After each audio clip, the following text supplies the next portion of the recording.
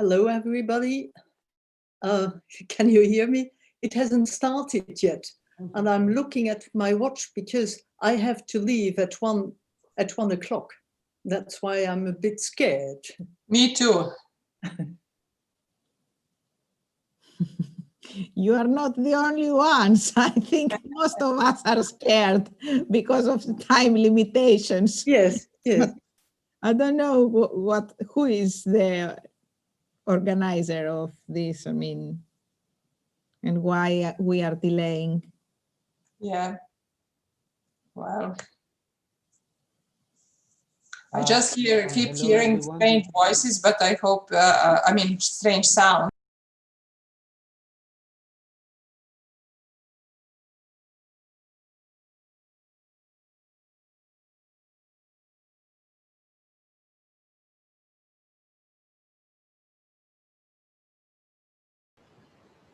Thank you.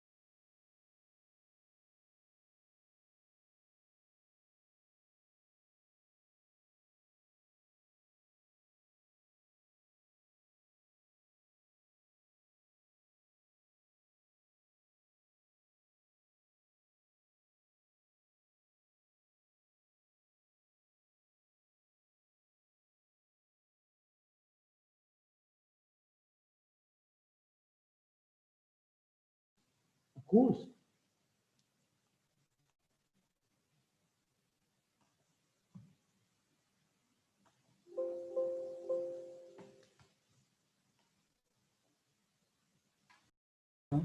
Εύη, δεν ακούγεσαι, είναι κλειστό το μικρόφωνο.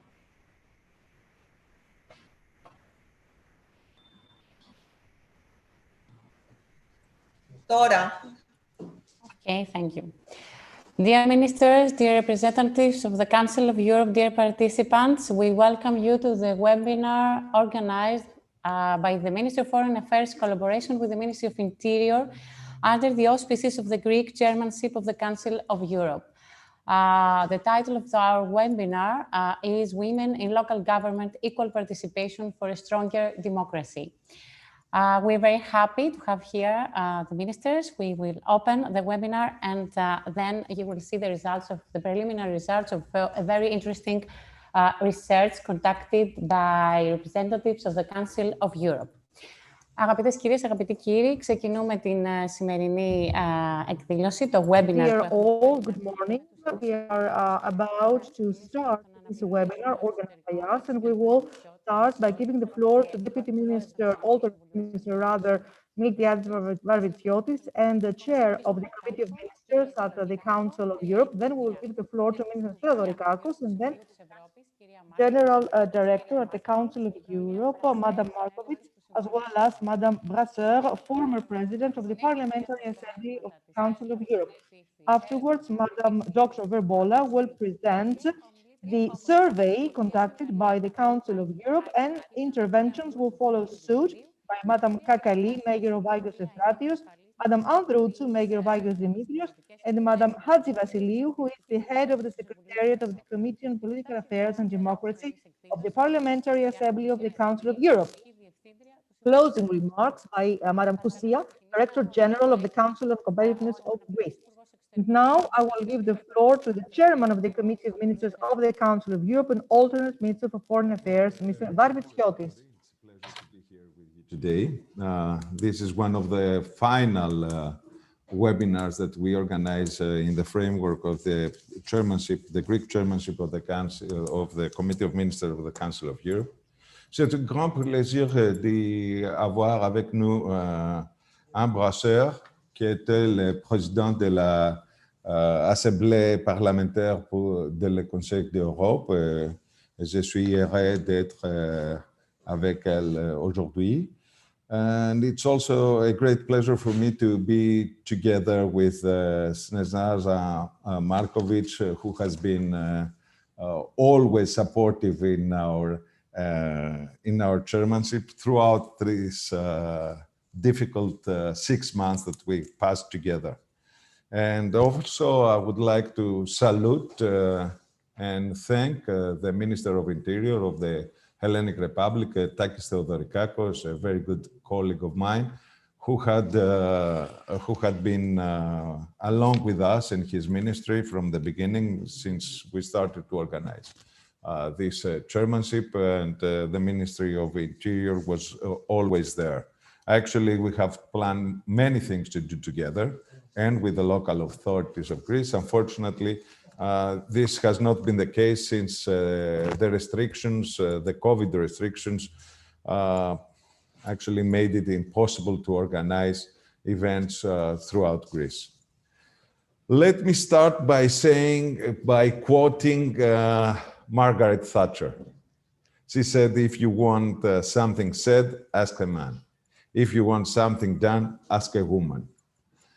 This should have been the case also for the local authorities.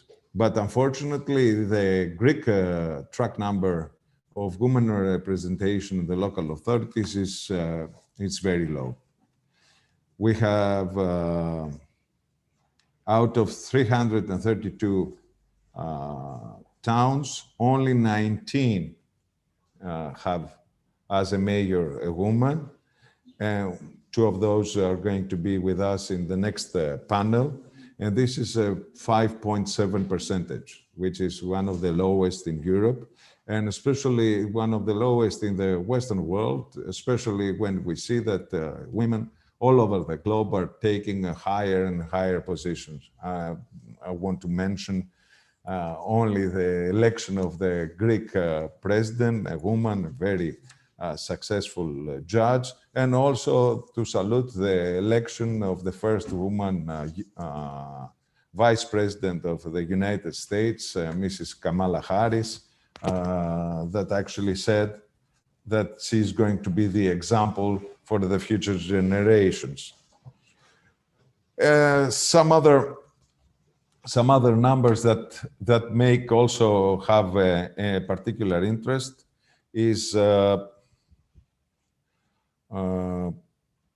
from the 1,635 ballots that were in front of the citizens to elect for mayors last year, only 180 had as a head women. This is only 11%. So let's say, and let's face it, that we underscore by all means, also with the participation in the central government, in the under-participation of women in Greece. And this is something that we definitely have to tackle, and Takis will talk about it. But let's move forward, and let me change into Greek and say that Η πολιτική, όπως είναι και παρουσιάζεται δυστυχώς στην Ελλάδα, είναι μια αντρική υπόθεση. Για μας όμως η πολιτική είναι γένους θηλυκού. So politics is a very important issue. And in the Greek language, it has a female sign. But for us, it is not a matter of being male or female. What is important is to make sure that we can safeguard all the rights of women and of all citizens. This is precisely why we support the strategic goals of the United Nations, supporting the empowerment of women in decision-making centers, and this is one of the strategic goals by 2030. So Greece, us as well, at the level of the chairmanship, we have worked laboriously, inspired by the human rights and how to preserve them. And this is one of the elements that are part and parcel of the rule of law, of the democracy, and especially amidst the pandemic. One of the issues that we have raised throughout this period has been the rights for women. And I am not referring only and solely to the rights that have to do with the equality at the level of the law, but also at the rights that are enshrined and prescribed at the level of the Council of Europe, such as the Constantinople Convention, which regards combating violence against women. I would like to share with you that throughout the 6 months, in order to prepare what was officially announced as the Athens Declaration, which was most warmly welcomed by the majority of the member states of the Council of Europe, which is actually a legacy for the next generations, describing principles and values as to the manner that the countries and the states have to deal vis-a-vis the issues that are COVID specific, but always taking into account respecting human rights. Unfortunately, on 3 occasions, 3 countries decided not to support this event, putting forward the argument that they cannot subscribe to the provisions stated at the Constantinople Convention, which regards violence and the fight against violence against women, because it does not fit their, let's say, tradition. So Hungary, Turkey, Azerbaijan are the 3 countries which are not, let's say, on the same board with us as regards this position, which has set us the objective to enshrine human rights, to valorize health as a universal, actually good at the level of the person, of the individual, but also at the level of the society. So they do not really comprehend that some rights indeed during this period have been restricted, have been constrained. We cannot, let's say, freely circulate without any hindrances when it comes to commuting, for example, to go to work. We cannot have unhindered access to the courts, to the justice system because of the newly established quarantine and lockdown. And of course, overall management and organization of processes has become very difficult. So all those measures need to be adopted in a way that transparency is ensured. They have to be adopted in a way that all those measures are updated based on the epidemiological data. And of course, the proportionality principle has to be respected as to the level of the strictness and severity of those measures to combat the pandemic. Many countries at the level of the Council of Europe, unfortunately, amidst the measures adopted and putting forward the argument of the pandemic, tried to actually not to tackle or to manage the pandemic, but to put forward other objectives of the governments. So we are expressing our concern over that in the same manner that we are expressing our concern vis-a-vis the 3 countries that have not subscribed to this convention and declaration. However, I would like to say that this is an institution, those meetings at the level of the local administration, of the local government, that represent the fact that this institution is much closer to the citizen. And I'm very happy that at the Council of Europe, we have as a head of our delegations a woman who was also the mayor of Athens during the Olympic Games, Madam Dora Bakoyannis, and we have had an excellent collaboration with her. I would like also to share with you the following thought. For us, the local government as an institution is an institution that not only throughout the pandemic, but at the level of the processes of democracy, plays a key role. Why? Because the mayor, all those that are members elect at the level of the local government, are the ones that are going to tackle with the problems as they arise, before even any legal provision by the central government takes a measure at the level of its planning centrally.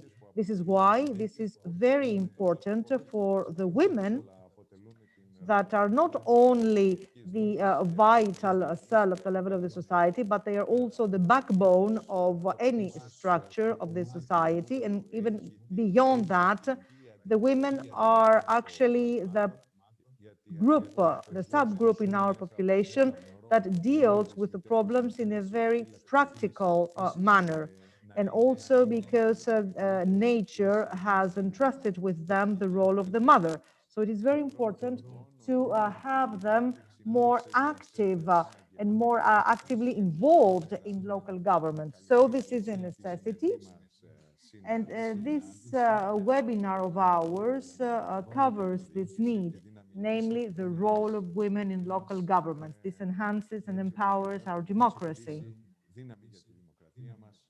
So the title, Strength for a Stronger Democracy, in order to have women represented and participating on an equal footing. So this is the takeaway message, which is portrayed at the level of the title. Thank you all for having accepted our invitation to participate in this event.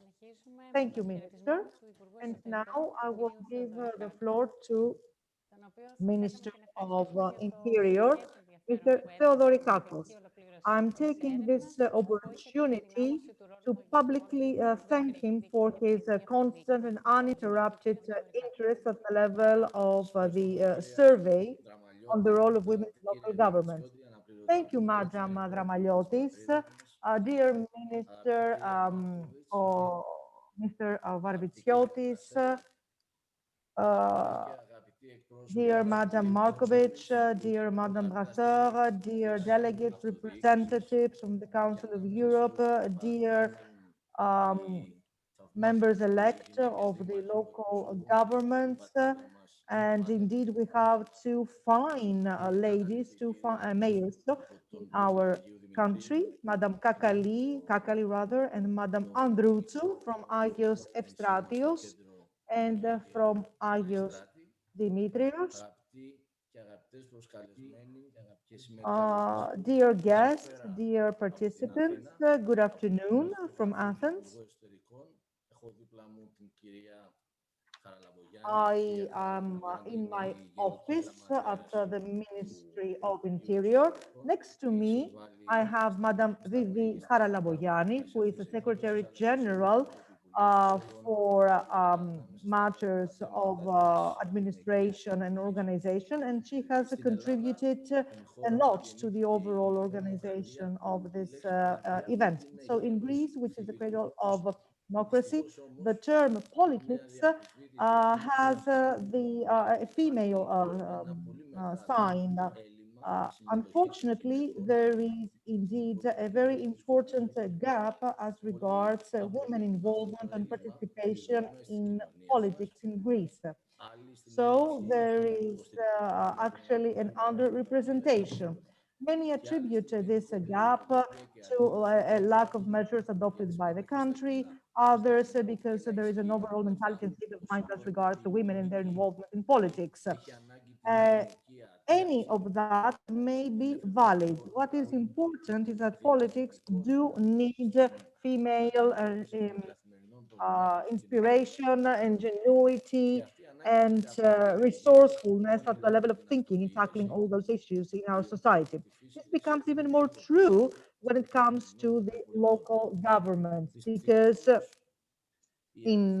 essentially it is much closer to people's and citizens' lives. Unfortunately, the reality is blatant. At the level of the parliament, we only have 20% women parliamentarians, whereas at the level of the local government, only 19 are women, and at the level of the regions, only 1 out of the 13 are women. So this deficit, this gap as regards politics and women is established by all political parties. And on occasional basis, several measures are adopted, hoping that this will further encourage women in politics. However, I believe that in our times, this cannot be imposed by quotas or legislation. Participation is not a technical procedure. Due to the fact that we have an increased quota rule as regards women, and this is at 40%, the search for having women candidates at the level of the political parties takes the form of a marathon. So actually, there is a risk of actually having the practice going against the spirit of the law. So sometimes this quota is against equality. However, what we need to understand, all of us, is that local governments is the area par excellence in order to ensure women participation in politics, because it has to do with an array of measures and politics that are directly involved in the everyday lives of the citizens.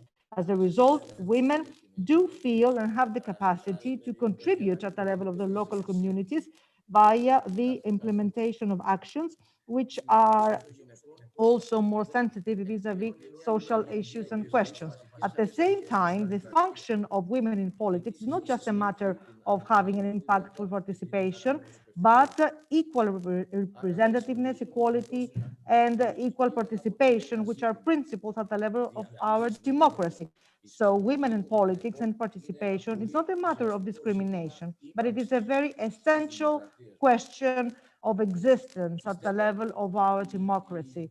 Therefore, I believe that women in local governments may be steadily increased under the condition that we, at the level of the state, render from the start, manifest the need for women in politics as an sine qua non for the existence of our democracy. There can be democracy only if we have women participating on an equal footing. This can only be also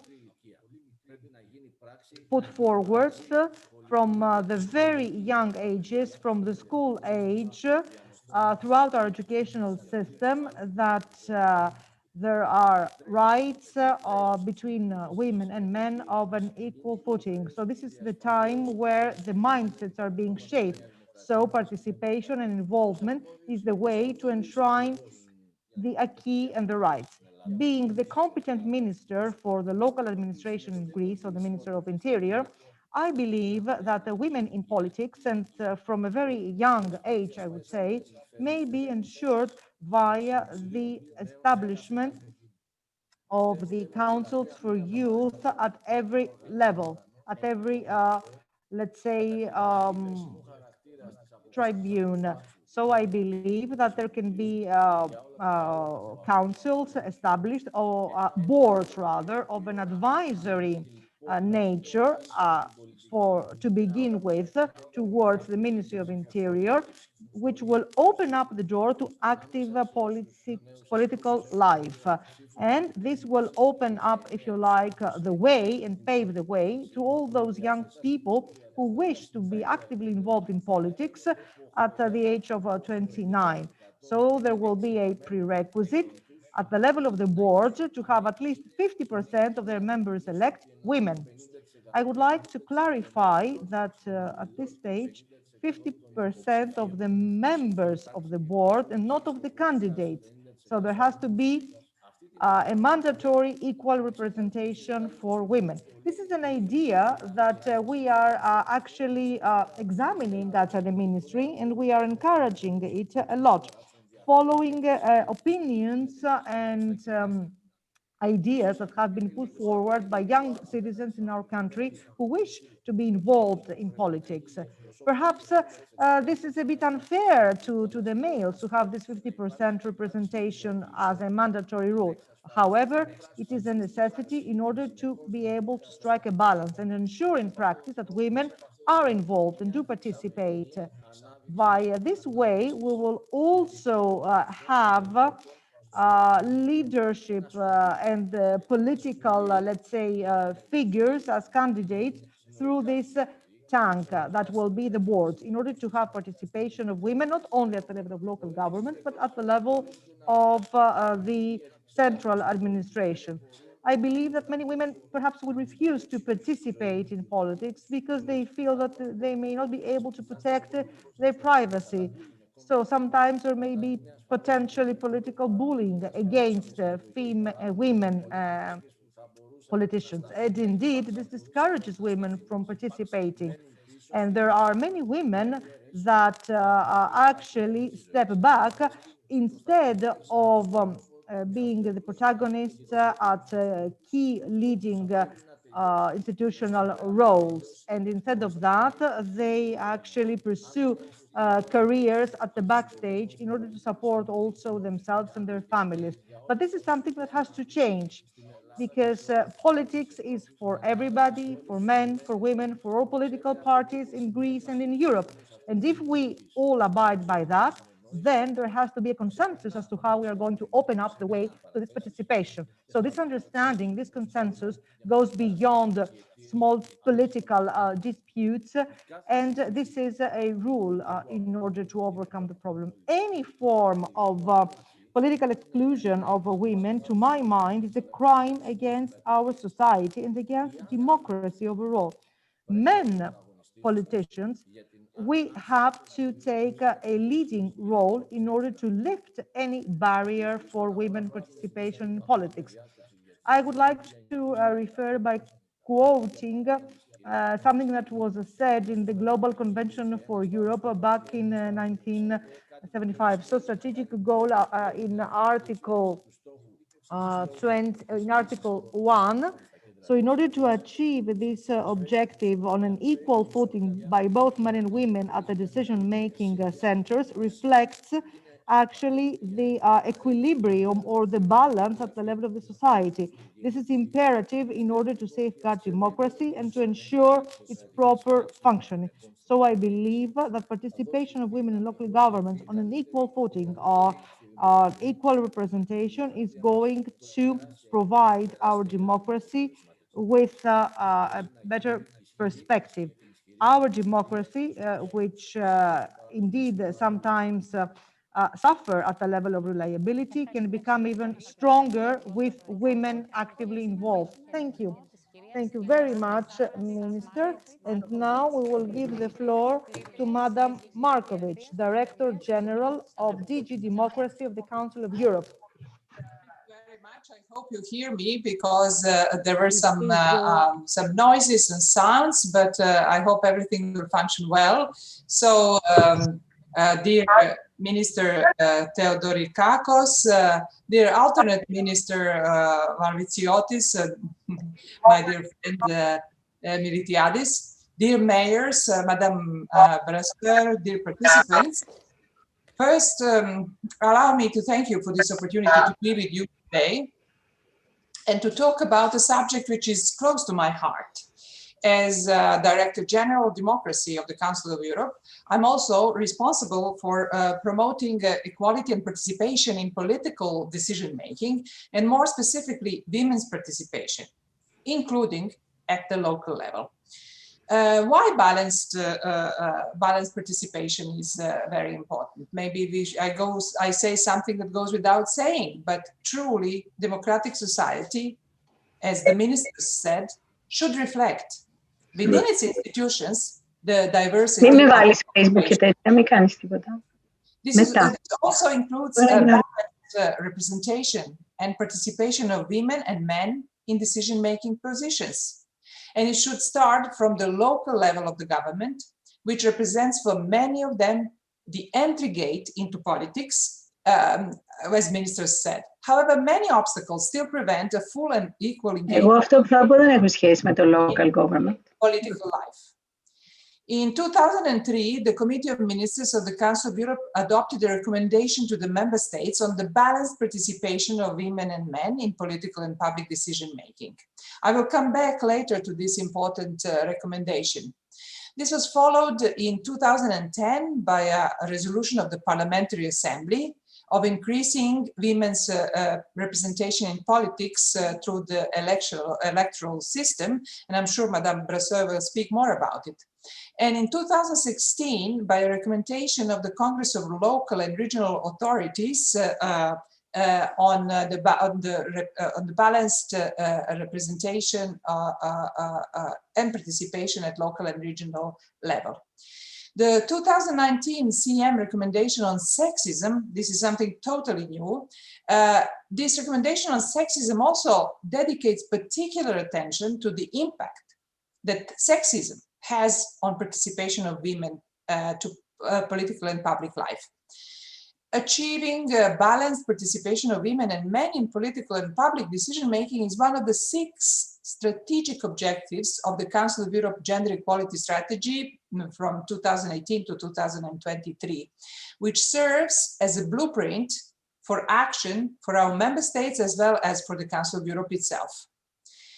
The attention that all the main Council of Europe institutions attach to women's participation in political life demonstrates that the organization values gender equality as a crucial element for democratic societies to be built on solid grounds: equality, the rule of law, and the respect for human rights. Women's underrepresentation in public and political life undermines the functioning of democratic institutions and processes, as both ministers said. A more diverse representation in positions of responsibility increases also the legitimacy and efficiency of policy-making process. And in general, it leads to better, more democratic and representative governance. This is also reflected in the 12 principles of good democratic governance of the Council of Europe, and in particular in Principle 1 on participation, representation, and fair conduct of elections, and Principle 11 on human rights, cultural diversity, and social cohesion. But where we stand now? Unfortunately, the considerations made in the introduction to the 2003 recommendation, even 17 years later, are still relevant in many of our member states. In particular, I think it's important to mention a few of them. Even though women make up more than half of the population, they are still seriously underrepresented in political and public decision-making. In spite of the existence of de jure equality, the distribution of power, responsibilities, and access to economic, social, and cultural resources between women and men is still very unequal. De facto, persisting gender stereotypes remain an obstacle for women to embark in a political career, and more of them are vulnerable to sexist and gender-based attacks. Then I should mention also other structural inefficiencies, such as the functioning of electoral systems and political institutions, including political parties. They may still hamper women's participation in political and public life. By adopting this recommendation, the member states of the Council of Europe committed themselves to promoting a balanced representation of women and men in political life as a crucial way to strengthen and enrich their democracies. A balanced participation, what does it mean? It means that the representation of either women or men in any decision-making body in political or public life should not fall below 40%. This is far from the truth in many European states, where women represent only a quarter of decision makers. The situation at the local level can be, in some countries, even worse. Both ministers have mentioned the study in Greece, and during the 2019 local elections, only 11 of the mayor candidates were women. 11%, sorry. 11% of the mayor candidates were women. Following the elections, only 19 out of the 332 Greek municipalities have now a woman mayor. In other words, only 5.7% of the total. Similarly, there is currently only one woman regional governor in the 13 regions of the country. I'm glad that the Greek Ministry of Interior asked the Center of Expertise for Good Governance to help address this issue by conducting a preliminary study on the reasons for low participation of women in political life at the local level. The Center of Expertise has been working in Greece for the past 4 years, focusing in particular on good governance. The current project, co-funded by the European Commission, has provided support to the municipalities wishing to develop inter-municipal cooperation in order to improve the quality of public services. In addition to women's participation being an issue of respecting the principle of democracy, human rights and rule of law, it is also a matter of taking advantage of a much larger pool of competencies and skills, which would otherwise be unexploited. This is even more important at the local level of government, which is the closest to the citizens, as both ministers have said.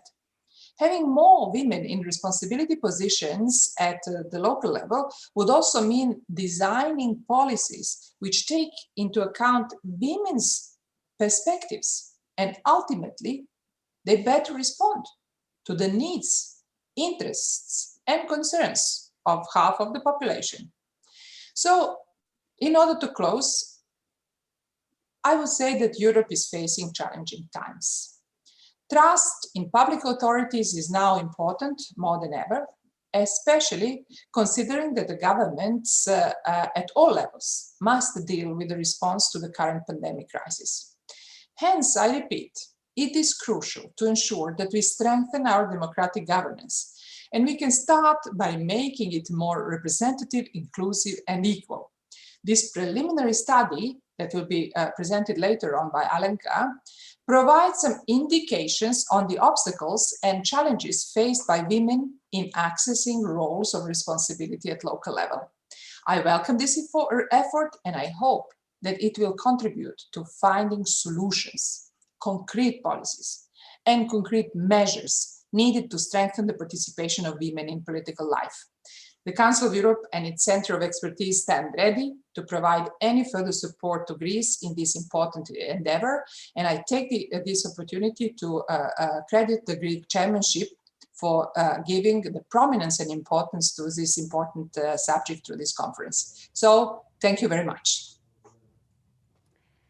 Σας ευχαριστούμε πάρα πολύ για την πολύ κατατοπιστική σας τοποθέτηση και συνεχίζουμε με το χαιρετισμό της κυρίας Αν Μπρασέρ, πρώην Προέδρου της Κοινοβουλευτικής Συνέλευσης. Ευχαριστώ πολύ. That's the only Greek word I know, but it's important to be polite, I was told. So hello, everybody. I would like to thank you for the invitation to me to take part in this exchange of views. And I would like also to congratulate the Greek presidency for having put this important topic on the agenda. You, of course, during your presidency, you have to face tremendous difficulties due to the current difficult situation we are all facing. Now, I would like to speak about my personal experience as a woman in politics. I had 43 years of active politics, and it's difficult to sum that up in some minutes, but I will try to do so. So all started in 1975. That was last century for those who are younger and born later. In 1975, I just came back from university with a diploma as a psychologist, and I came back to Luxembourg, and the then mayor, Colette Flesch, the first woman to be the mayor of the city of Luxembourg, she asked me to run for the local elections. And I was really surprised because I have been in Germany for 5 years. And well, I had still contacts in Luxembourg, but I never was involved in politics.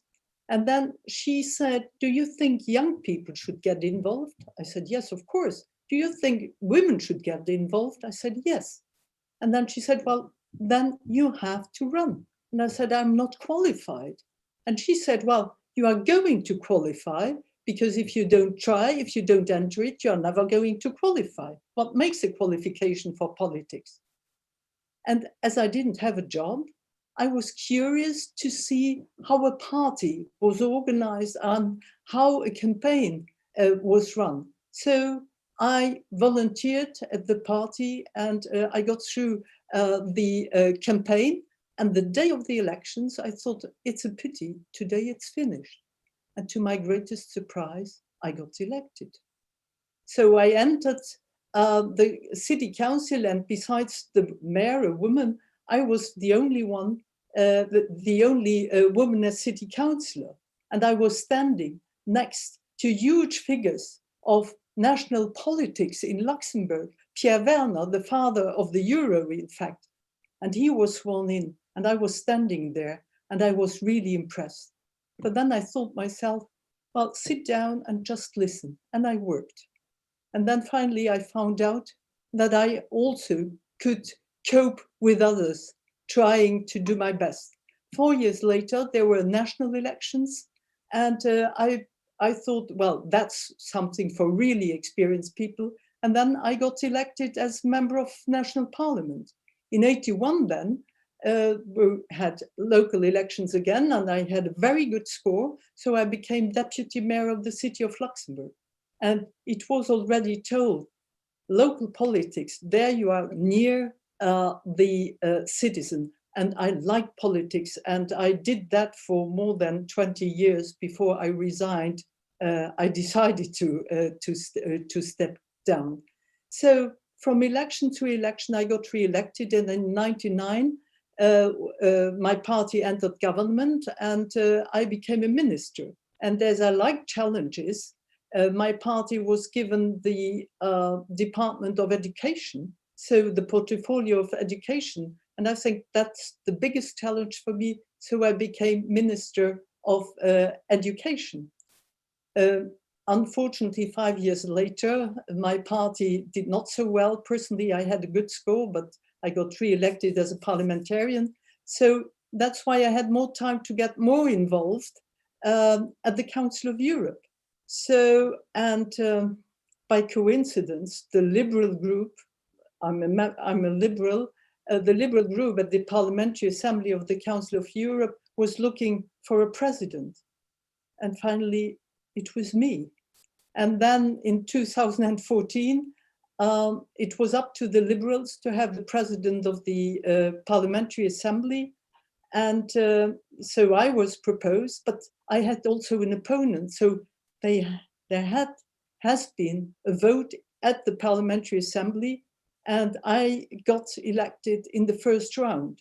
And that is due in part to the support of women in the Parliamentary Assembly, because it was only the second time that a woman had the chance to become president of the Parliamentary Assembly. Well, that's how I got all my mandates. And I must tell you that I was very lucky. I was very often on the right time, on the right spot. And if I want to encourage young women to get involved, a general recommendation, without trying to patronize, is to say that I took my decisions, tried to get hold of all the details, and then being convinced of a choice. And once you are convinced, you have to stick to it if it is in the interest of the general interest and on the long term, and not making short-term politics in the interest of a happy few, even if you can then assure perhaps some electoral votes, but that is not how I conceive politics. In 2018, I stepped down. Why? Because I thought you can't continue and continue. You have to leave before people tell you now it's time to leave. So 2 years ago, I gave up all my political mandates, and I'm still in touch. So I'm glad to participate in this round. So that is my personal experience, and I must say I never felt disadvantaged of being a woman. On the contrary, it was an advantage for me, because when I started in 75, I was sort of exotic, being young, 25 years old, and being a woman, I had more media attention than my male colleagues. So I had an advantage. In the city council of the city of Luxembourg, we had, as a liberal party, we had 10 councillors. And in one time, out of those 10, we had 8 women without having quotas. And I think that's due to the fact that we had role models, then as our first mayor, women mayor, Colette Flesch. So it's important for the women who have a position to be a role model for all the others, and to encourage women. And women can make the difference, and we saw it, fortunately, last weekend in the United States, where Kamala Harris made really the difference. I would like to close with one quote. The Minister of Interior made several quotes. I want to quote Simone de Beauvoir. Equality will then, between men and women, will be reached the day when mediocre women can also have access to important positions. Thank you very much. Evkaristo Poli, and all the best, and especially all the best to all the women. Just do it, dare it. It's really, we have to do it. We also have a responsibility, and we can make the difference. Thank you very much. Κυρία Μπρασέρ, σας ευχαριστούμε πάρα πολύ για την ενδιαφέρουσα τοποθέτησή σας. Νομίζω δώσατε δύναμη σε όλες τις γυναίκες που θέλουν να ασχοληθούν με την πολιτική. Και ήταν πολύ σημαντική η αναφορά σε γυναίκες που δραστηριοποιούνται στην πολιτική ζωή και μπορούν να αποτελέσουν role models και να ενθαρρύνουν και να κινητοποιήσουν και τις άλλες γυναίκες να δραστηριοποιηθούν και να μην φοβηθούν την συμμετοχή τους στην κεντρική πολιτική σκηνή.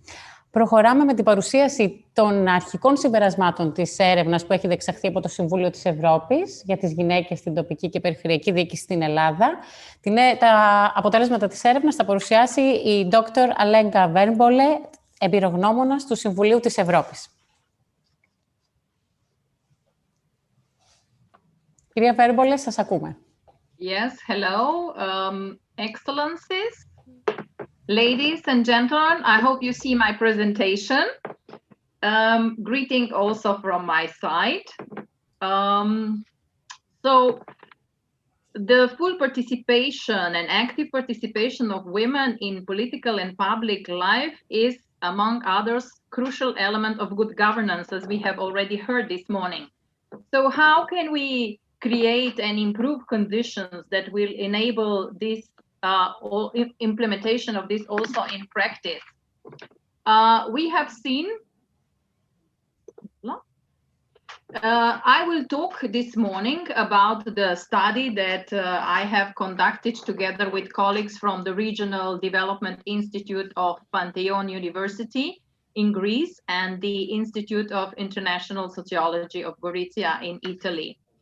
The aim of the study was to provide insights on the reasons for low participation of women in political life at the local and regional level, and also to explore whether there is a ground to implement cooperation tools that would support gender mainstreaming policies with the view to empowering elected women, as well as women in public administration at the municipal and regional level. What we have done in this preliminary study, just very shortly, briefly about the methodology, we have reviewed the literature, and also carried out a quantitative and qualitative analysis of the participation of women in political life at local level. We have used the data from the Ministry of Interior, and to collect qualitative data, we have designed in-depth interviews and a monkey survey on participation of women in public and political life. We talked a lot, or we heard a lot about the importance of gender equality, promoting gender equality. There are many global commitments on gender equality and empowerment, and I will not read them to you. Mainly, they were designed and promoted by the United Nations, by the Council of Europe, as well as other international organizations. In Greek context, we need to look at the Greek constitution, which promotes equality and also provides the grounds for equality between men and women. And because we are talking about good governance at the local and regional level, it is also important to take into account two reforms. Basically, the 2010 Kallikratis program and 2018 Cleisthenes program, which both were very important in order of promoting gender equality.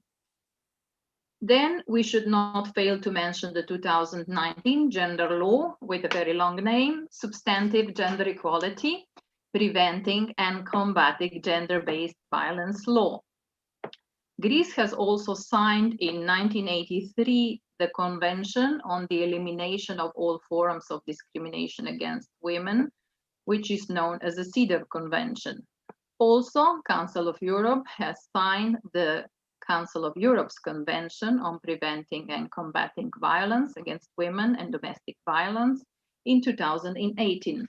In terms of the two other important national documents that Greece has developed in order to promote gender equality, I would like to mention the National Program for Substantive Gender Equality, which was in place for the period from 2010 to 2013, and presently important National Action Plan on Gender Equality, which covers the period from 2016 to 2020. I understand that the preparations are already ongoing to design a follow-up to the present National Action Plan. We heard a lot from earlier speakers about gender balanced participation. And this gender balanced participation implies that the representation of either men or women in any decision-making body in political or public life should not fall below 40%. We have already heard several times this morning about the numbers in Greece. I don't want to repeat them, but I would just like to call your attention to the number of women councillors at the regional level and the municipal level.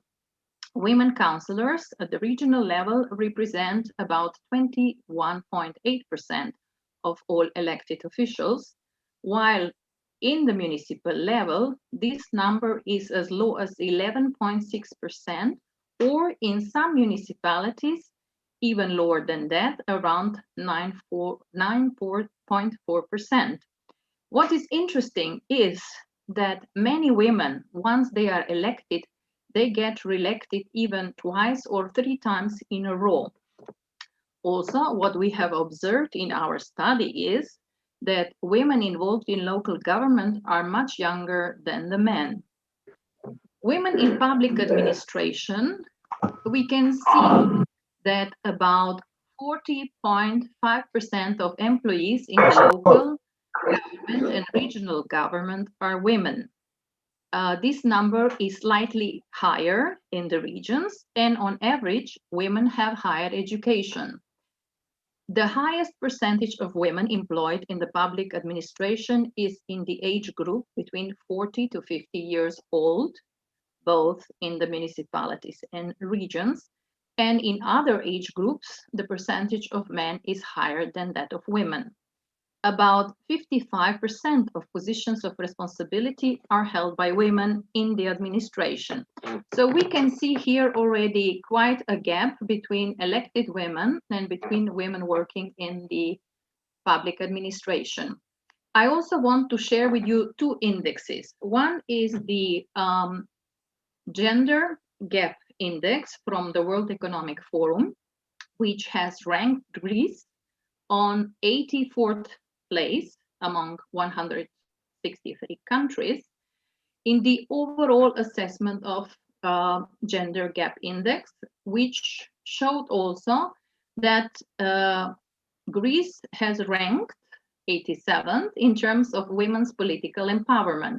And as we have heard already earlier from Madame Markovic, is also that in the EU, unfortunately, Greece ranks last with 51.2 points out of 100 points. And the Gender Equality Index also indicates that the gender inequalities are the most pronounced in the domain of power, so in the domain of decision making.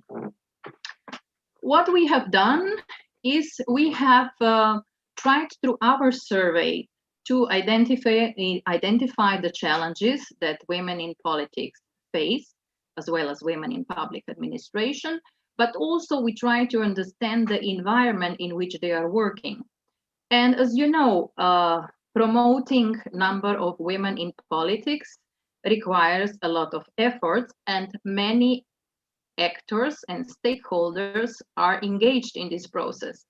Among them are elected men and women in different levels of governance, men and women working in municipal and regional administration, non-governmental organizations, especially those working with women's issues, with gender equality issues, media, very important role. Then, of course, different research institutions, associations like Union of Municipalities and Association of Regions, as well as gender mechanisms which Greece has set in different levels of governance. Among them, we should mention General Secretariat for Family Policy and Gender Equality, the Office of Ombudsman, the National Council for Gender Equality, the National Center for Public Administration and Local Government, as well as regional independent equality offices, municipal and regional gender equality committees, and units for social policy and gender equality policy that are set up in different municipalities. I must say this looks very nice on the paper, but when you look at the actual numbers of how many of these offices have been set up, for example, Regional Independent Equality Office, only one has been set up so far in the 13 regions. And if I'm not mistaken, this has happened in the region of Attica.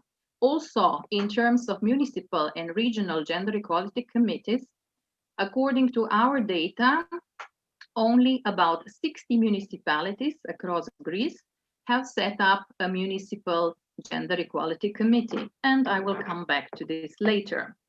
Now, I would like to share with you some of the snapshots that we have collected during the interviews with elected women and women working in administration. There were also men participating in the study, and they have also contributed, but unfortunately their number was rather low. In spite of that, I would like to build on what we have already heard from our previous speakers. One of the interviewees said that she was told that she was elected accidentally and not to stay. Many women have pointed out their experiences facing different judgments and gender stereotypes. And also many offer their views on how they have actually faced this prejudice. Politics is full of stereotypes. For example, if a woman speaks in the meeting of the municipal council, men will say nothing against it, but they will think that she should not talk. It is very important to empower women to talk regardless of the fact that they are women, and of course also regardless of their political affiliation. When women were asked if their political life would have been different if they were men, many said yes, and also male respondents confirmed that. One of the women said, "If I was a man, my political life would be much easier and less stressful." Another one has added that women have to be much pushier than men. We have heard a lot of positive impressions of women working in municipal council, and also previous speakers have mentioned the contribution that women can bring to the local government. Women are active in the municipal council, they bring new energy. Their increased participation in politics has improved quality of life in our small community. Women have the possibility to contribute, but they do not use their position often. So we can see there is quite a discrepancy. On one side, a lot of positive changes brought in by women in politics, and on the other side, we see the hesitancy and almost a fear to be exposed in public, to take the floor, to say the wrong thing, and to be judged. What we have also noticed in the survey is that there is a lack of enabling environment, not only in terms of infrastructure that would allow women to have more time to participate in politics, but also in terms of support from the political parties, as well as opportunities, not only to be nominated, but as to be elected, as the minister has already mentioned earlier. One of the women said, "I had to take a break from politics when I had small children, but I came back." The other one said, "Finding a balance between work and private life is no different for a woman politician like for any other working woman. It is important to create boundaries." As we have also heard earlier, that often without women, there is no women perspective in the local politics. And this was also outlined, pointed out by our interviewees. Very interesting was a contribution, a snapshot from one of the women who said that when she was young, she thought the sky is the limit to her aspirations and ambitions. She was the only woman among the men in the board of her party, and she thought this was because she was the best of all women. But soon she realized she was misguided, and she has actually observed that not all male members were equally fantastic or that were equally merited to be there. And this was so beautifully said by Madame Brasseur and the quote from Madame Simone de Beauvoir. Also interesting was the attitude of women we have interviewed concerning the gender quota. Many were resenting or were opposing gender quota, but some have, through their own experiences, changed their mind. And now they believe it is important to persuade other women that quota is a positive thing. But of course, not only women have to be persuaded, also men should be persuaded. And another point, which has been already also touched upon by previous speakers, the issue of finding the women to get them in the politics. Very often, parties just start to look for women shortly before the elections and ask them whether they would be willing to run on their list. So usually this is, of course, to meet quota requirements. And many women feel disrespected and used by such approach. So coming to sort of conclusions, what our preliminary study has showed is that there is still a lot of gender and age stereotypes out there, many prejudice and traditional gender roles. Politics is at the moment male dominated, and women often face difficulties to balance work and family life. Many lack support of political parties, and also the recruitment methods, as we have seen, are not always optimal. There are limited or no resources to run for elections, and as I have already mentioned, there is a lack of enabling environment. But women can do it and they want to do it. We have seen throughout this preliminary study, and of course also examples for many, many other countries show that women are interested in politics, that they have energy, resources, and capacities, as well as the will to further develop skills and extend their knowledge. Women are also very capable to form alliances and partnerships. And they also see an opportunity in cooperation between the municipalities. Last insights from the interview and survey, as we were also exploring what role the local and regional governments can play in promoting gender equality and mainstreaming gender, we have came across some challenges. And these challenges have to do with understanding gender and gender mainstreaming as the concepts, and then also difficulties in how to operationalize them, how to transfer them into practice. Also, as I mentioned earlier, there are many gender mechanisms established. However, at the moment, they are not all in full function and they lack capacities and resources. This brings me to conclusions. Gender differences and inequalities continue to persist, both as regards the representation of women in elected posts, as well as posts in the public administration.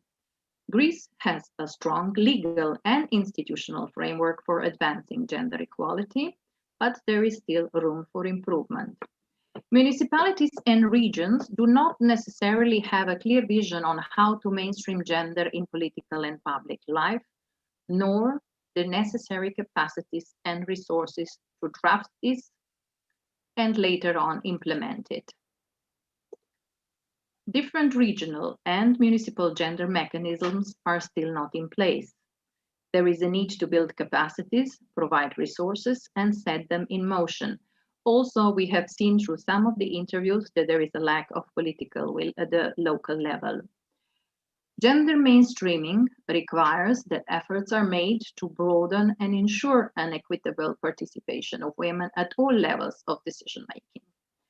Gender equality training for men and women as a tool to improve the role of women in the political and public sphere is not in place. Men and women should be seen as partners and allies in mainstreaming gender in local government. Learning, strengthening, and developing skills and capacities are all crucial to the empowerment of women and enhancement of their participation in public and political life. The way forward, we propose or we suggest some possible steps to be taken. First, to adopt concrete actions for the improvement of participation of women and men at the local level in general and in decision-making process in particular. To conduct a country-wide assessment of the socio-economic situation of women and their engagement in political and public life at the local and regional level. Also, to set clear priorities and objectives that will aim at encouraging the participation of women in political life and at the same time create a gender-sensitive culture across the public administration.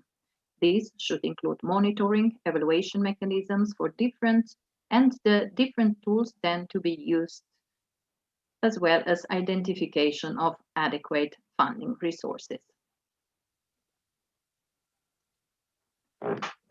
Also, there is a need to identify the most suitable actions to reinforce gender mainstreaming with targeted women-specific policies and programs in order to reach the set priorities. Also, to assess the effectiveness of existing measures to promote participation of women in political and public life, such as gender quota, and to consider further measures to ensure that women have realistic chances to be elected. Greece has gender quota of 40%. However, there is also the issue of the way that quota is formulated. At the moment, it doesn't really provide for ranking of women on the candidate list. And as we have heard already earlier, the issue is quotas are only for nomination, but not also for the actual election of women. There are no quotas for majors and no quotas for governors. Last but not least, One of suggestions is to use the intermunicipal cooperation and other cooperation tools in order to support municipalities with limited resources, either financial, human, gender expertise, and so on. Thank you so much. Thank you. Σας ευχαριστούμε πολύ, κυρία Βέρμπολε. Ήταν πολύ σημαντικά τα αποτελέσματα της έρευνας και πρέπει πραγματικά να... Thank you very much, because indeed the results and the conclusions that you presented to us have been very, very important. Now, I will give the floor to our guest speakers, the mayor of the island, of a small island of Istratis in the Aegean, Madam Kakali. So Madam Kakali, the mayor, will share with us what are the challenges that she has been faced with in this very critical small municipality in our country. Good afternoon. Good afternoon, ministers, representatives of the Council of Europe, dear guests, dear participants. First of all, I would like to thank you for this invitation to participate in this webinar on the topic of women in local government. This gives me the opportunity to share with you my Πρέπει views να τονίσω ότι as συμφωνώ απόλυτα με όλους τους προλαλήσαντες, women αλλά mayor of this τον island. First of all, allow me to say that I agree with all the previous speakers. However, I would say that we have identical views with the Minister of Interior, Mr. Theodorakakos. If we consider this, European Union has played a critical role vis-à-vis promoting gender equality via the adoption of measures, of directives, of conventions, and various agreements. However, despite the important institutional changes and the progress that can be reported at the level of women participation at all levels in all fields, the current situation nowadays is not at all satisfactory. For example, to have mandatory quota in elections do not really resolve the problem of essential participation of women. So the women lack at the level of political life, not only in local governments, at the region, but also at the central political stage. So this is very evident if you only take a look at what is the situation.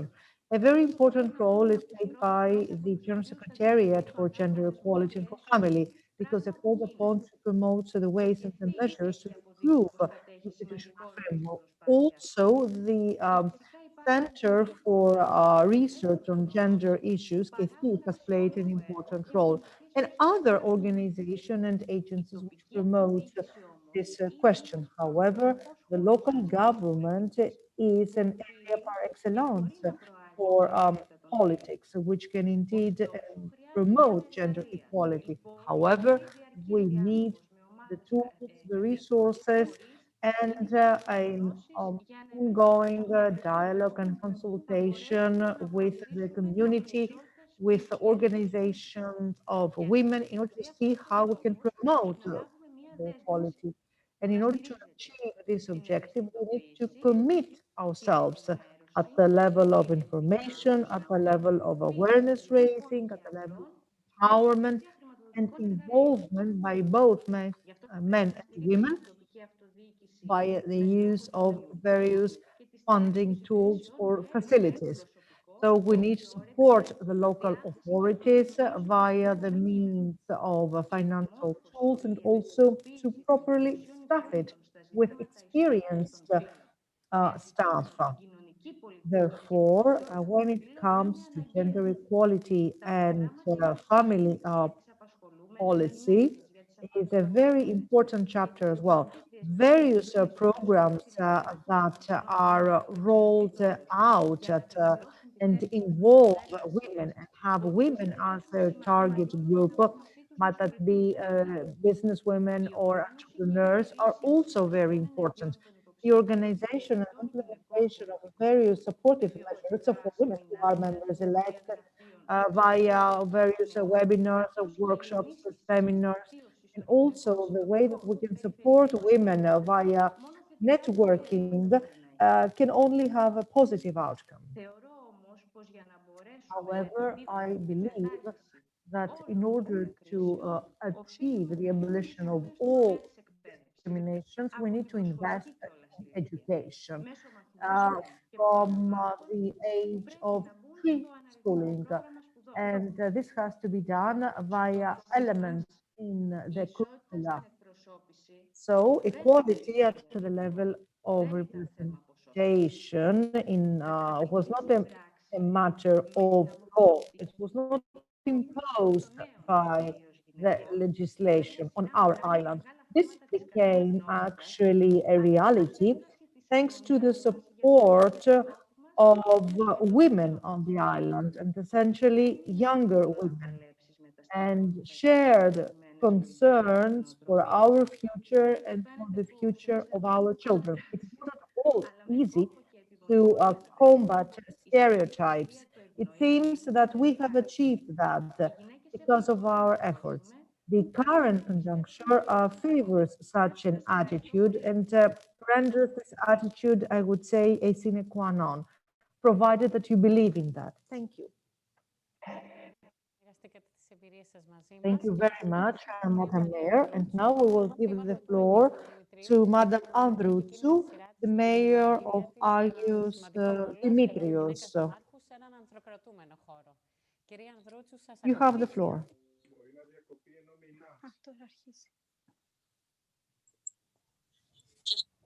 Κυρία Ανδρούτσου, μας ακούτε? Can you hear us, Madam Androutsou? Δεν ακούω την κυρία Ανδρούτσου. Καλησπέρα, με ακούτε τώρα? Ναι, ναι. Can you hear me now? Yes. Τώρα σας Yes. ακούμε. Καλησπέρα σας. Good afternoon. Thank you. Thank you all. This has been a very interesting panel. I would like to thank the ministers as well as representatives from the Council of Europe for their most important addresses. Indeed, the panel has a very important topic. Already, my colleague, Madam Katali, has raised all the important aspects, so I wouldn't like to reiterate myself. Makes her intervention even more important because this is a very young mayor, maybe the youngest mayor that we have in Greece. This is the second time that she was elected, so 2 victories in a row. This is very important because at the same time, this is combined with the underrepresentation of young citizens in politics. And we are very much looking forward to this call, to this initiative that Minister Theodorikakos talked about earlier on, about the youth councils and the participation at the level thereof. Allow me, however, to share with you some concerns from a different perspective, inspired by the previous speakers as well. So I would say that in the Greek language, there are many nouns that have a female sign, such as democracy, equality, and so forth. However, at the same time, other terms and other nouns in the Greek language are of the same sign, such as poverty. So unless we tackle those problems as well, we won't be able to say that there is true equality. And I would say that women are much more hit by poverty and unemployment. Therefore, we need to build measures to respond to those problems and give the power to women, provided that their, let's say, first-level problems are resolved for survival. They will empower them at the level of participation and representation in decision-making centers. Κάποια άλλα θέματα μένουν στο περιθώριο. I realize that you need to cover problems vis-a-vis survival and then move on with the other areas in life. So indeed, this has become a huge struggle for us because perhaps in other communities, in other societies, we wouldn't be talking about such problems. So at the level of this meeting, of this meeting, we are hosting this panel at the level of the Greek chairmanship of the European ministers. So this is actually 70 years since the signing of the European Convention on Human Rights. And we are all concerned about this core value for Europe, which is at the core of Europe ever since its establishment. And we wonder rather whether there are important concerns and challenges, and indeed there are, because it is not possible to have actually actions or phenomena taking place in countries such as in Poland, and this is indeed a reality, or other problems vis-a-vis the European legislation and the violation and negation vis-a-vis refugees, which we have seen taking place in Hungary, in Poland, and elsewhere. So we need to shed the light on those key principles, such as equality and democracy, in order to be able to actually tackle with issues of equal representation of women. From our experience and from all of us who have had this experience at the level of elections and candidatures, we have seen that sometimes this is a painful experience. Sometimes there is no respect. The minister talked about political bullying against women, and especially young women. I fully subscribe to what the minister said. We have experienced that. However, we have overcome those problems thanks to the very powerful groups that support this effort. However, we cannot bypass them. We cannot overlook such problems. From experience, we know that whenever we have active participation and active involvement of women, this has a very important impact at the level of the society and on the citizens themselves. So regardless of the effort of this struggle that we have been engaged with at the level of this, let's say, political group that supports me, it wouldn't have been easy for me to achieve this objective if it hadn't been for the previous mayor in our municipality. So a lady who had been the mayor-elect for 12 years prior to myself. So, of course, this is added value to the efforts of the next candidates. So, the municipality of Agios Remedios for 1992, 12 years old, had a woman as mayor. So, the women citizens in our municipality achieved this goal, and this has become a conviction that indeed a woman can represent them on an equal footing. So this actually further promotes our effort afterwards. So we realize that the more the successful mandates of mayors, of regioners, of ministers, the more the citizens will feel confident to support the women as candidates. This is why we also supported for the first time at the candidature by Kamala Harris as the Vice President of the United States. And we have seen that in this country. So only by means of politics you can do away with negative stereotypes. And this is what will help in due time to reverse the negative experiences of the past. So actually, ahead of us, we have actually a big arena, and the Greek state has to support it as regards human rights, as regards equal representation of women. We believe that these rights are rights among the sine qua non, and they have to be enshrined. And in this course, not only in Greece, but also at the level of other of international organizations such as the Council of Europe and other fora, we have seen that sometimes there is lack of progress. And so we see that there are obsolete practices that overturn the acquis of the past. I will conclude my intervention.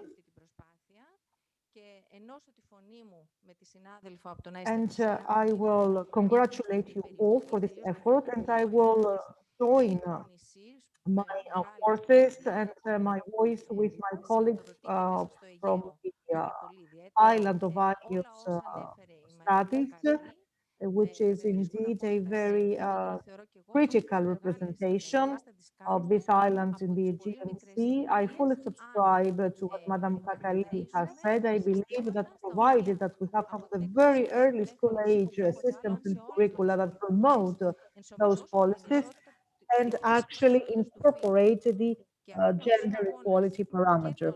This is actually a right that is being given not only by the local governments, but also by the Greek state and also the European institutions overall. Thank you. Thank you very much, Madam Androutsou. And now we will give the floor to Madam Despina Hadjivasiliou. She is the head of the Secretariat of the Committee on Political Affairs and Democracy of the Parliamentary Assembly of the Council of Europe. Good morning. Καλημέρα σας. Σας ακούμε πολύ καλά. Good morning. Yes, we can hear you. Good morning, everybody. It's a great pleasure and honor to be with you today in such a distinguished panel. I was asked by the organizers to share with you my own experience as a manager in a public institution, in an international organization. So I will do what I was asked to and share some thoughts with you. Κυρία Χατζηβασιλείου, με συγχωρείτε που σας διακόπτω. Έχουμε ένα πρόβλημα με την εικόνα. Ενώ σας ακούμε πολύ καλά, τώρα σας βλέπουμε. Ωραία. Σας ευχαριστούμε. I am sorry for the technical problems. Can you hear me? Hear you, never mind. It's good that now we have you with us. The problem is that in the Council of Europe, we don't have the right to use Zoom normally. This is why we have some technical difficulties. So I want to share with you some thoughts from my own experience.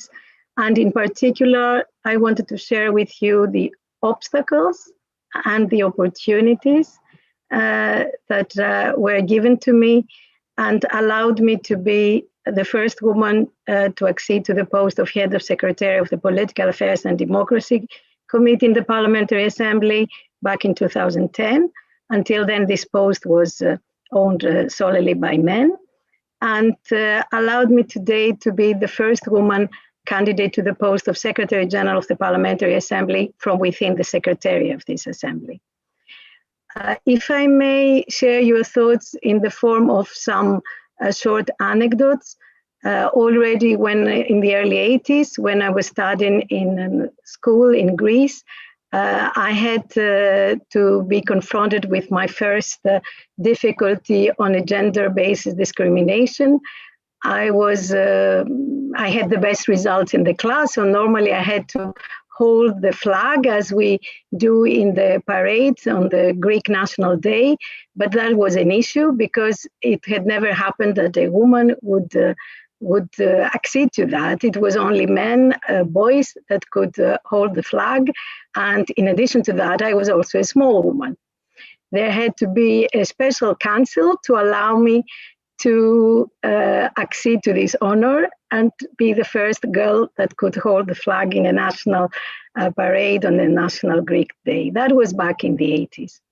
Then I did my studies in the Law School of Athens, and when I was a trainee in a law firm, it was almost natural that I would be the one to serve the coffee to the lawyers while there was a male colleague trainee as me. These are the perceptions, the gender stereotypes that I'm afraid all women, all girls have faced. And then what made the difference? What allowed me to go over that and have the honor to be where I am today and break the glass ceiling in the Council of Europe, accede into a management position and being a candidate to the most senior position. First of all, I would like to quote the family environment. I think it's extremely important to have the support from family. I come from a family, the origins are from Asia Minor, where women traditionally hold power in the family. And for me, it was not a surprise. My grandmother, my mother were the leading figures in the family. It was nothing special to feel that I could have a leading role and accede to power positions. Then the education in international environment. The chance I had to study in the European University Institute, where I did my PhD, allowed me to face people coming from different cultures, from different societies. And there I saw women much more empowered than those in Greece, and this gave me the example to follow. Then I had the chance to join the Council of Europe in 1993, an organization that promotes gender equality. As the Director General, Mrs. Markovic, said, the organization has developed equal opportunities policies. These are not just words, these are words that are put into practice. 40% of managers today in the Council of Europe are women. This is the highest percentage in European institutions. And more and more manage to exceed in higher positions, which is not yet the absolutely satisfactory result, but still the way is forward. Things are moving forward. Now, coming back to the perceptions, when I was promoted in 2010 to the post of head of secretary of the Political Affairs Committee, a male colleague of mine said, "You got it because you're a woman, and we want to promote more women." These are things that bless, that many of us women have heard, and we will hear, and we have to fight against that. We have to convince our colleagues, and sometimes it takes more effort than for men, that we can accede to leading positions, not because we are women, but also because we are women. And lastly, I would like to say what makes the difference of being a woman manager. From my experience, I have seen that participatory management, which is what women managers promote, more empathy, more compassion, is a successful management tool. We have a capacity to listen to the problems of our colleagues, to develop human relations, personal relations, and connect people. And I think this makes really difference. I would like to conclude with the words that Kamala Harris said yesterday.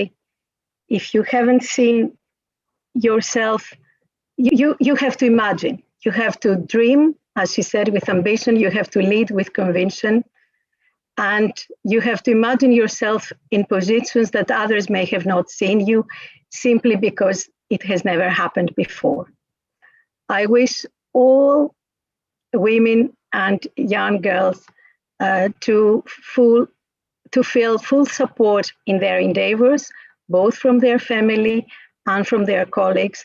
And I hope in the Council of Europe, we will be the first organization to get more than 50% managers, women in higher positions. Thank you very much.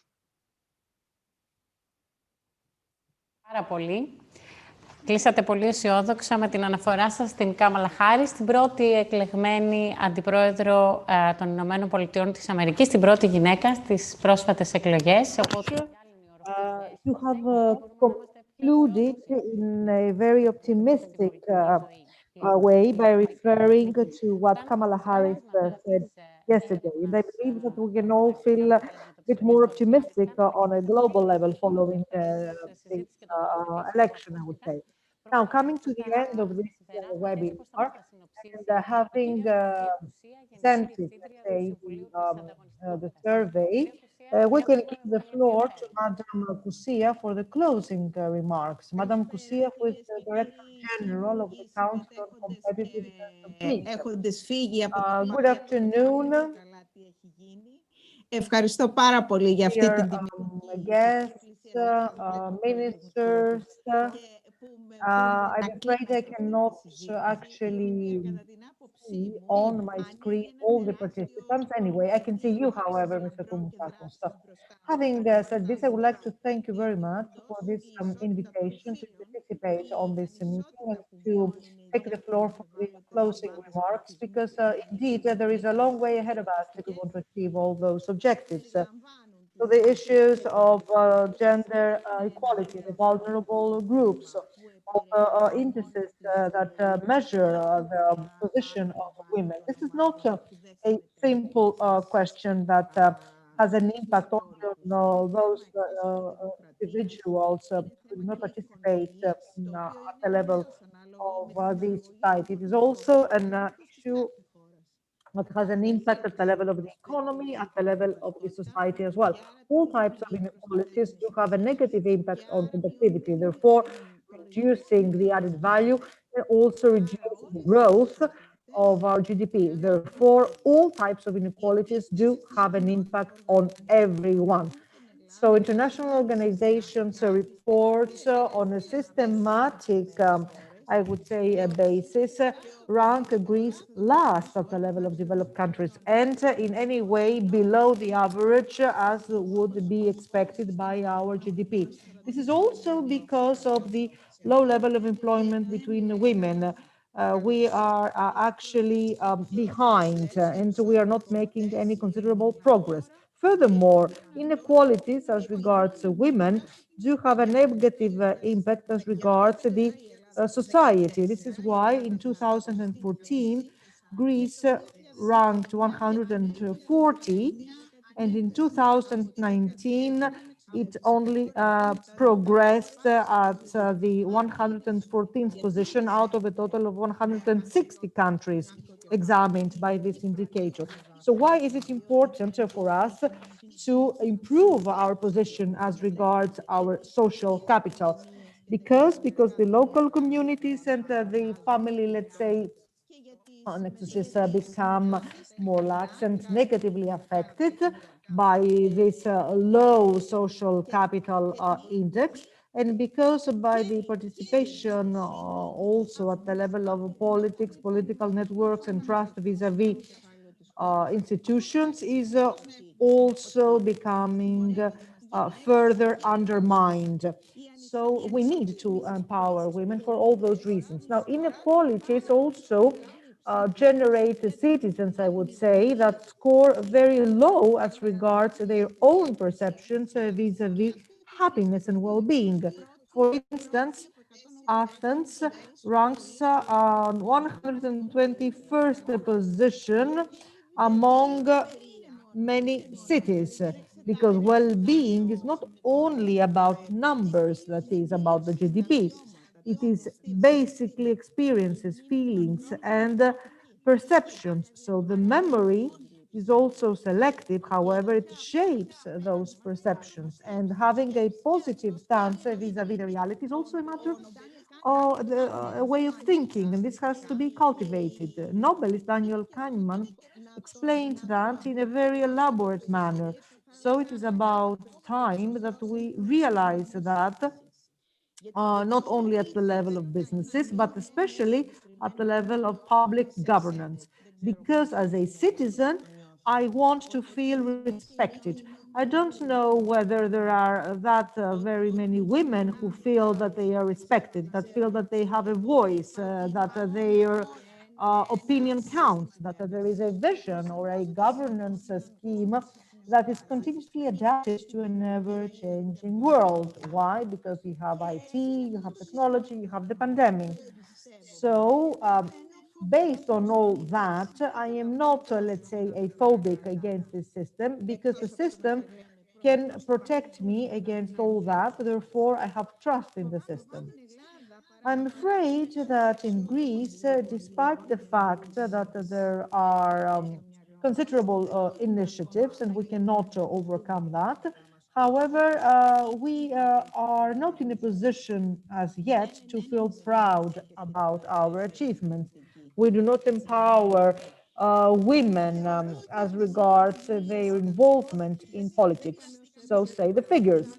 I'm afraid that we have not really learned, let's say, the lessons learned. We have not actually shared the takeaway messages. We have not become any wiser. So there has been no continuity. However, there is a political volition to support and accompany actions and measures to proceed with reforms, to adopt measures even when there are disagreements, always with respect vis-à-vis disclosure and the rule of law. Now, we are at the stage of planning and design, and this is progress because if you want to provide the appropriate therapy, you need to have well diagnosed the problem first. Now, of course, one can not only discuss figures and numbers, but also you have to discuss the capacity of women to make the difference, to impact. And this is a shared responsibility of both men and women. Perhaps what we lack is a systematic involvement between all stakeholders, both the academics, other stakeholders, the public sector, the private sector. Maybe what is also lagging is the data, the evidence to report the progress, to measure what goes well and what not. The countries that do better than other countries do not adopt a different strategy. The key difference has to do with the human resources and the pace and the progress of implementation of the strategy, of any strategy. And it is a matter of agenda, political agenda, and how high this is on political priority.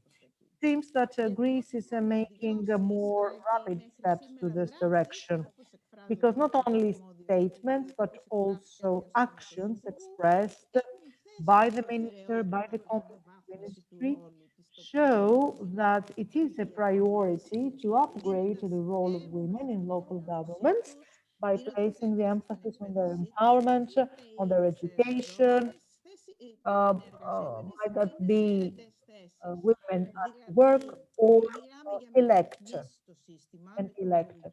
So actually, we are talking about reforming, recasting this system of local governments and the way policy is implemented. There have to be changes at the level of the regulatory framework. We are talking about training and education in a more, let's say, experiential manner in order to overcome obsolete mindsets which discourage women from entering politics, because in Greece it is not only about the glass ceiling, it is also a problem of the so-called sticky floor.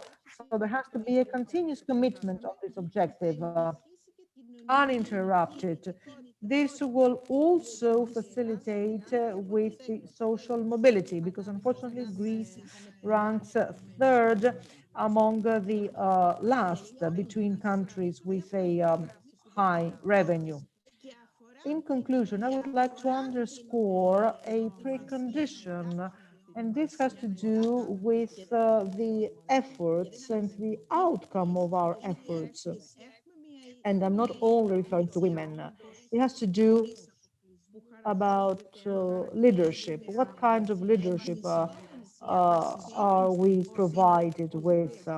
Is it a leadership which is based on trust, on constructive criticism, not just a politically correct dialogue? Is it a leadership which is based on clarity when it comes to decision making, in order to have a brave accountability as regards myself and the others, and above all, leadership that is committed to results? So, indeed, I would wish for my country, our country, as well as our continent, Europe, I would wish to see to what extent we believe in what Alvin Toffley said at the beginning of the previous century. So the illiterate individual for the 21st century will be the individual who is no longer willing to unlearn and relearn. So this process also as a continuum. I assume that our actions will bear the proof of our determination, and I hope that the position, the ranking of Greece on international scales will actually encourage us for our systematic effort. Thank you for this invitation, and I can only hope that I can also be by your side in this path. Thank you very much, Madame Kousia. I would like to conclude this meeting by quoting Simone de Beauvoir, who says, "It is vain to cast criticism. It is for the women, for all women themselves that have to revet a new garment and embark on this long effort." Thank you all. And now we will conclude this panel and